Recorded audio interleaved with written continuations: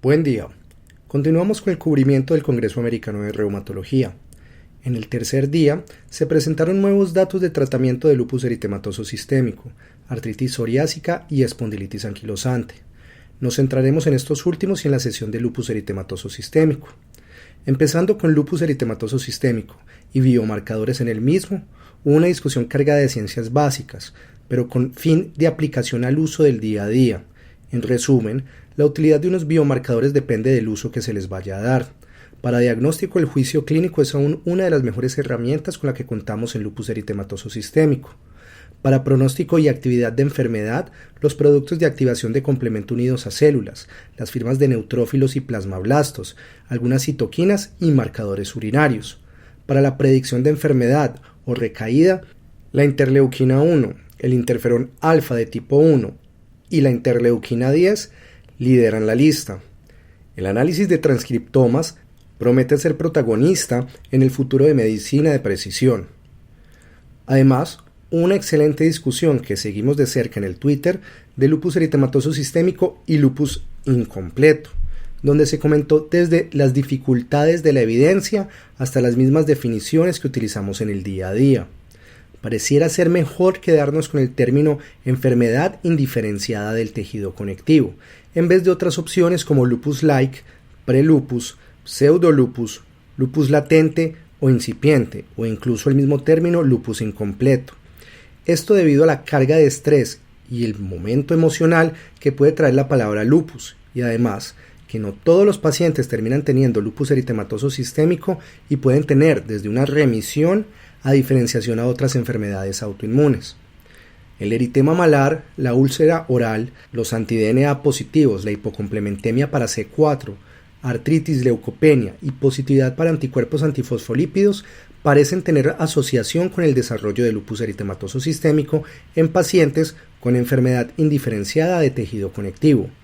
Entra en esta cuestión la discusión de que tantos de estos pacientes se pueden clasificar con lupus eritematoso sistémico desde el principio.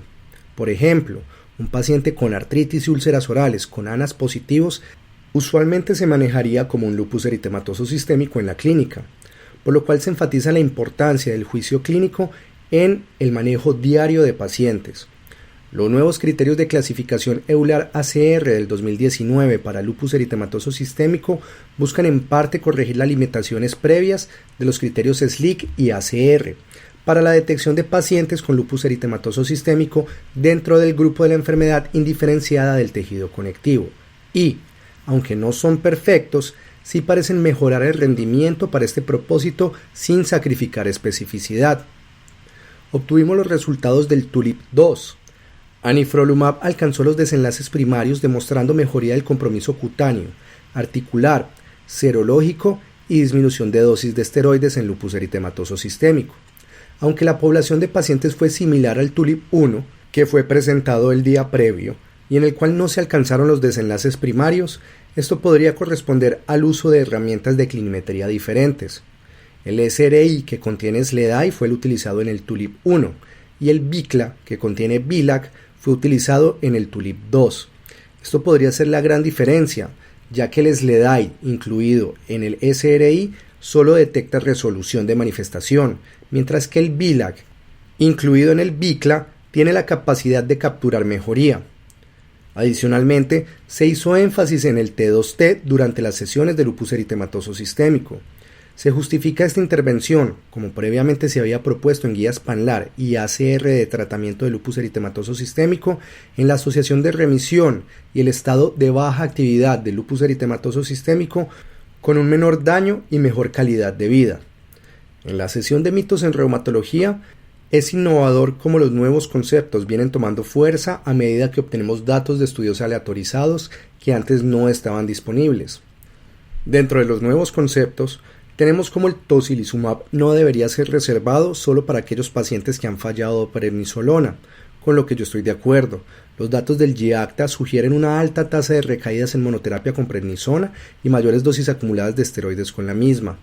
Hay que recordar que no toda arteritis temporal es arteritis de células gigantes y siempre se debe realizar un estudio amplio para diferenciales, incluidas causas no autoinmunes como sífilis y linfoma o otras vasculitis como granulomatosis con poliangeitis. Continúan derrumbándose el mito de la mayor potencia de la ciclofosfamida sobre el rituximab, ya que ambas tienen tiempo de remisión similar. Rituximab tiene mejor evidencia en pacientes con recaídas o con anti-PR3 positivos. Además, este ha demostrado ser tan efectivo en glomerulonefritis como la ciclofosfamida. Una sugerencia interesante sería el espaciamiento de tiempo de aplicación de rituximab según respuesta y en pacientes en remisión, pasar de cada 4 meses a cada 6 meses, luego cada 8 meses y luego cada 12 meses. Adicionalmente, la hipogamaglobulinemia con rituximab no parece ser un factor importante durante el tratamiento. Aunque tienen su utilidad, metotrexate, azatioprina y micofenolato tienen grandes limitaciones en vasculitis ANCA al compararse si se tiene en cuenta la evidencia de rituximab. La profilaxis para neumocistis debe ser utilizada siempre que se tengan dosis de prednisolona mayores a 20 mg día en vasculitis ANCA, pero la siguiente frase de sesión resuena. La profilaxis siempre se debe considerar, pero no siempre se tiene que utilizar. Por último, las biopsias de ganglios linfáticos en reumatología son útiles en sarcoidosis, enfermedad de Kikuchi, para descartar linfoma e infecciones, pero generalmente son de poca utilidad para el diagnóstico de otras patologías autoinmunes en reumatología. Pasando a espondiloartritis, se presentaron los resultados del SELECT-AXIS. La evidencia de este estudio fase 2-3 de upadacitinib en espondilitis anquilosante activa con respuesta inadecuada a antiinflamatorios no esteroideos. Se reportó que la dosis de 15 mg cada día es superior al placebo con diferencias encontradas desde antes de la semana 2 y obteniendo una respuesta ASAS-40 en el 50% de los pacientes. Además, demostró mejoría en cuanto a inflamación de sacroilíacas en la resonancia magnética, impacto laboral, índices de entesitis, movilidad y calidad de vida. Desde el punto de vista de seguridad, aunque faltará tiempo y registros para confirmar lo actual, no hubo infecciones serias, malignidad, eventos cardiovasculares o embólicos atribuibles. En osteoporosis, romosozumab fue superior a placebo para la prevención de fracturas en pacientes con enfermedad renal crónica. Será interesante si se obtienen datos en el futuro comparando denosumab y romosozumab, aunque la utilidad de esto estaría entredicho, ya que probablemente todo paciente que utilice romosozumab continuaría manejo con denosumab en esta situación clínica. Para artritis psoriásica se reportaron datos de guselkumab en pacientes naïf a biológicos. Este antiinterleuquina 23 demostró superioridad en cuanto a respuesta articular medida por ACR20 frente a placebo, evidente desde la semana 4. También demostró mejoría en compromiso cutáneo, calidad de vida y progresión radiográfica. No hubo alarmas de seguridad.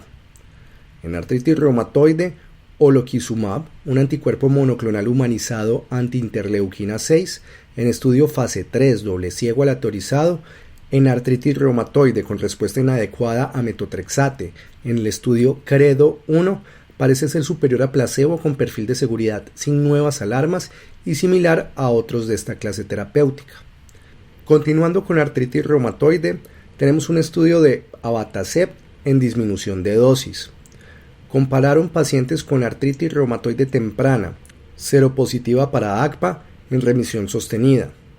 La combinación abatacept más placebo tuvo la mayor tasa de recaída cuando se hacía la disminución de dosis, seguido por abatacept con espaciamiento de dosis y metotrexate. La mejor tasa de mantenimiento de remisión fue en aquellos pacientes a los que no se les modificó la dosis de abatacept en combinación con metotrexate. Por último, en vasculitis de grandes vasos encontramos un reporte de compromiso intracraneal en arteritis de células gigantes. Esta es una manifestación rara de la patología y parece corresponder a un subgrupo de pacientes con un peor pronóstico al tener compromiso grave y una respuesta subóptima al tratamiento inmunosupresor. Los esperaremos posteriormente haciendo un análisis de lo más relevante de este congreso y retomando las cápsulas para personal de salud.